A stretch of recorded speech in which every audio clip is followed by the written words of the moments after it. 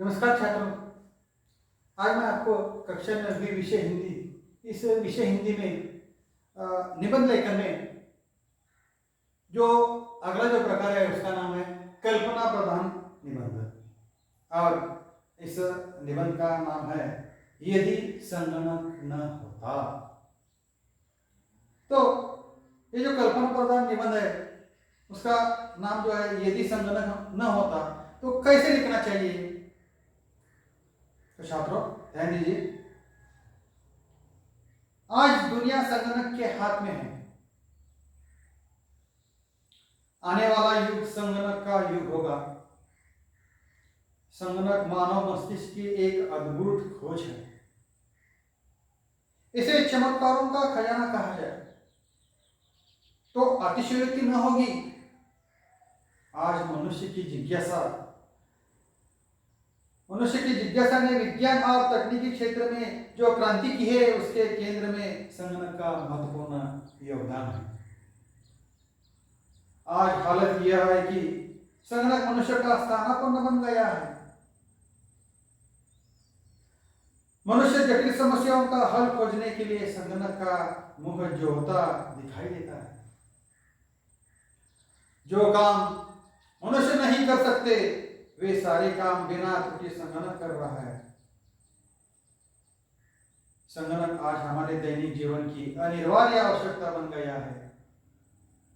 यदि संगणक न होता तो रेल टिकट आरक्षण तथा बैंकों, कारखानों, प्रयोगशालाओं, शोध संस्थाओं, अस्पतालों, विभिन्न कार्यालय, पुस्तकालय, खेल, विज्ञान, समाचार पत्रों, मुद्रण कला, विभिन्न चैनलों आदि का काम जितनी तेजी से हो रहा है उतनी तेजी से न हो पाता।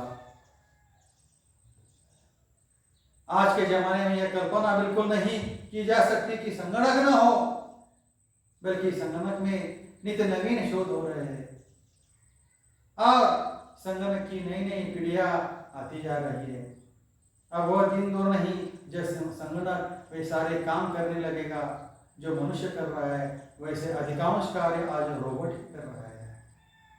तो छात्रों, आज मैंने कल्पना प्रधान निबंध यदि संगणक न होता इसके बारे में मैंने आपको बताया है।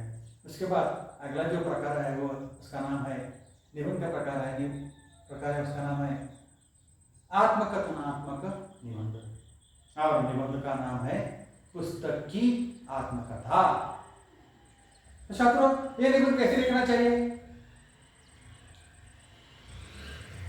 मेरी नीली जिल्द पर अंकित सुनहरे अक्षर देखकर मेरा जीवन वृत्तांत सुनने के लिए आप बहुत उत्सुक हो रहे हैं। तो सुनिए, मुझे यह सुंदर शरीर और मनोरूप प्रदान करने का श्रेय मेरे प्रकाशक को है। एक अध्ययन व्यक्ति ने मुझे तैयार किया था। उन सज्जन को विद्यार्थी जीवन से विभिन्न विषयों की पुस्तकें पढ़ने का शौक था। वे प्रत्येक पुस्तक से प्रेरक एवं प्रभावात्मक वाक्य अथवा कविता की पंक्तियों एक कॉपी में लिख लेते थे। धीरे धीरे उनके पास सुभाषितों का एक बड़ा संग्रह तैयार हो गया। उन्होंने इसी संग्रह में से छांटकर मेरा निर्माण किया और नामकरण किया सुभाषित रत्नावली। इसके बाद उन्होंने एक प्रकाशक को सौंप दिया। प्रकाशक महोदय ने मुझे छपा सजा धजा कर मनोहर रूप प्रदान किया और कुछ ही समय के भीतर ही मेरी हजारों प्रतियां बेच डाली। उन्हें प्रतियों में से मैं एक हूं। आपके पिताजी ने मेरा मनोहर रूप देखकर मुझे खरीदा था। यूं तो मैं सुभाषितों का संग्रह मात्र हूं, किंतु ये सुभाषित कई महान हस्तियों के अमूल्य उद्गार है। मेरे कुछ पृष्ठ पलटते ही तुम्हें इस बात की प्रतीति हो जाएगी। जब लोग विघ्नित या उदास होते हैं तब मुझे उठाकर मेरे पन्ने पलटने लगते हैं और फिर कोई प्रेरणादायक सुभाषित पढ़कर शक्ति और उत्साह से भर उठते हैं। एक दिन मैं बड़ी मुसीबत से फंस गई थी। आपके पिताजी को अनुपस्थित में एक छोटे बच्चे ने मुझे अलमारी से निकाल लिया उसी समय उसकी छोटी बहन भी वहां आ पहुंची। दोनों मिलकर तेजी से मेरे पन्ने पलटने लगे और मुझे डर लग रहा था कि आज मेरा अंग अंग होकर ही रहेगा। इतने में सौभाग्य से उसकी माता जी वहां आ गई। मेरी दुर्दशा होते देखकर उन्होंने उन दोनों को डांटा और मुझे उनके हाथों से लेकर फिर से अलमारी में रख दिया। मैं अपने आप को भाग्यशाली मानता हूं कि एक सर्वोदय स्वामी ने मुझे अपने संग्रहालय में आश्रय दिया। तो छात्रों, आज मैंने आपको दो निबंध के बारे में जानकारी दी। पहला ये उसका नाम है कल्पना प्रधान निबंध, उसका नाम है यदि संगणक होता, और दूसरा जो है आत्मकथनात्मक निबंध, उसका नाम है पुस्तक की आत्मकथा। उसके बाद मैं आपको स्वाध्याय के लिए कुछ निबंध देता हूँ, वो आप काफी में लिखिए, जरूरी लिखना जरूरी है।